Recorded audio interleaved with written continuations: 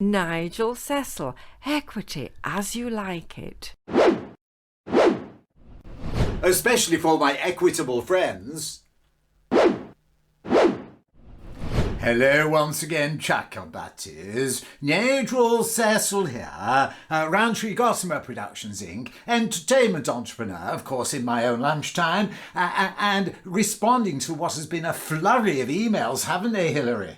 Yes, a flurry following Nigel 41 video where we made a comment and observation about the current rule change referendum being undertaken by Equity, and my equitable friends have emailed me a flurry indeed, asking me some questions. Some were a little bit abusive, I might say. Yes, why raise the issue? But another said, well, you didn't mention the rule, did you?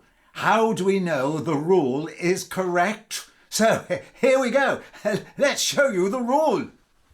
And as you see from the rule 40.2, it says a summary of arguments for and against the question, proposal, resolution or motion which is the subject matter of the referendum shall be included in the referendum paper circulated to the membership as the General Secretary considers appropriate in accordance with the rules of the Union. Now, there's no room for interpretation in that, is there? It says shall be included. And some might say, why is it important? Well, if 46,000 members are expected to make an informed decision, how can they do so if the referendum questions 1 and 2 did not give any arguments against? How are they supposed to work out what it's all about? I mean, it's a bit like a jury and the prosecution says, well, here's the summary why they should be convicted. And the defence lawyer says, oh, well, my client chose not to speak, so I'm not making any arguments in summary why he shouldn't be convicted. You go, oh, the judge will say, hey, just a minute. Sorry, you can't do that. You have to give the information to the jury so they can make an informed decision. And equally, that's why the rules say a summary of arguments for and against shall accompany the referendum to the whole of the membership. They have to be able to make an informed decision. Yes, and the next question. We've got a little demonstration, haven't we? There we go. A little Nigel demonstration where it shows that the little things, an insignificant ball of cotton wool, can destroy an equilibrium. Why? Because some have contacted Nigel and said, well, these rule changes are so insignificant, just changing the names of a few people, they don't matter. They don't matter, but you see, Granny Hillary, yes, Hillary, no, you're not a Granny Hillary. I mean, Granny used to teach me Hillary, didn't she, Hillary? Yes, this little rhyme. For the sake of a nail, a shoe was lost.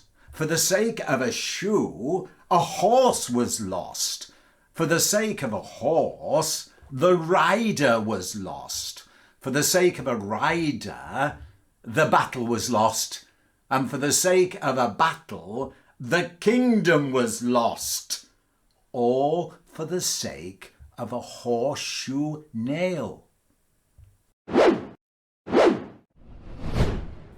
The little things matter. That's why the arguments for and against must be presented in the referendum to the memberships so they have the full information on which to decide. Ignore it once and you ignore it at your peril. No wang in Equity. That's why I really do have to conclude, as an advisor to my equitable friends, that this current rule change is out of order and in breach of the rules. And to protect, well, protect the pennies and the pounds look after themselves. You see, for the sake of a horseshoe, nail, the battle was lost. One has to protect equity. No wang. And really, I still conclude, and I hope this explanation helps those who've contacted Nigel, that the referendum is, unfortunately, out of order.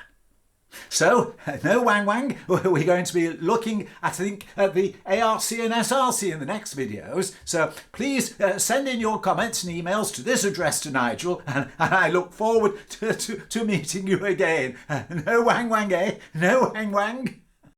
Nigel Cecil, Equity as you like it.